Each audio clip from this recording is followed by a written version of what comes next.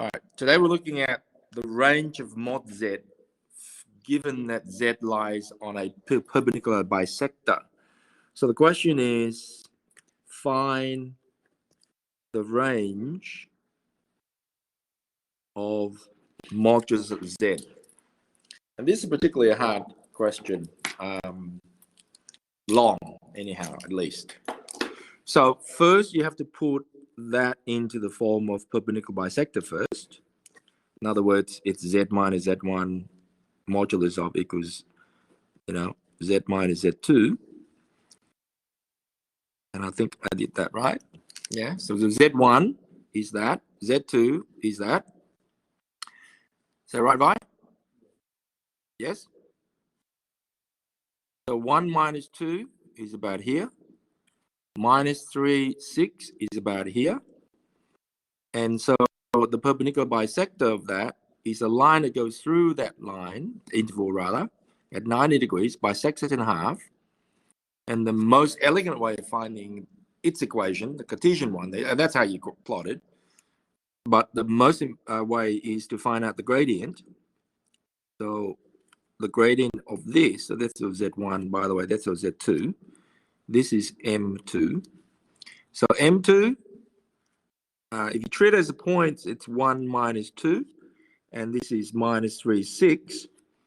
So the gradient of that interval is basically 8 over, I think, negative 4, which is negative 2.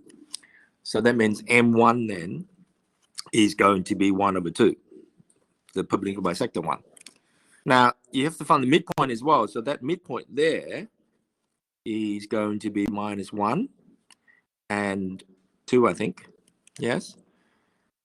And so then the equation is just using the gradient point formula, which is y minus y1 equals m1 in this case, x minus x1, that's your x1, that's x2 by the way, y1 by the way, x1, y1. So y minus 2 equals 2 a half, x plus 1. So 2y minus 4 equals x plus 1. So that means that x minus 2y plus 5 equals 0 is the Cartesian equation, by the way. But that's not the question. The question is this. Find the range of mod z, which means that what could the modulus of z be? Well, I'm going to have to draw another diagram here and demonstrate. So your thing cuts it at minus 5, by the way. And the y value is at 5 on 2, which is 2.5. So it says find the range of mod z. Well, mod z starts from the origin. The shortest distance from any point to a line is the perpendicular one. That's that one. And the longest one in this case could be infinite, because that can go on forever either way. So you're going to have to find this distance d. Now, here's something that was cut out of the mass advance course. The perpendicular distance formula between a point to a line is ax1 plus by1 plus c all over a squared plus b squared square root. Now, the point here in this case is that's my x1, y1. And that's a theory for the distance from a point, P, x1, y1, to a line that is ax plus by plus c equals 0.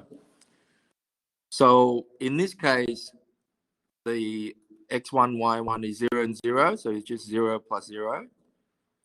And c in this case is 5, all over the square root of 1 squared. A is 1, b is minus 2, plus minus 2 squared square root. So the answer is basically root 5, because on the bottom is root 5 and the top is 5.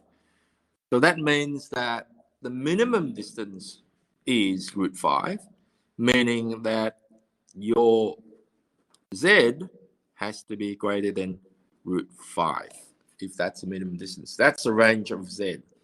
So therefore, the range of modulus of z is that it is greater than √5. And that's a particularly hard one to look at. So let me show you the whole entire question.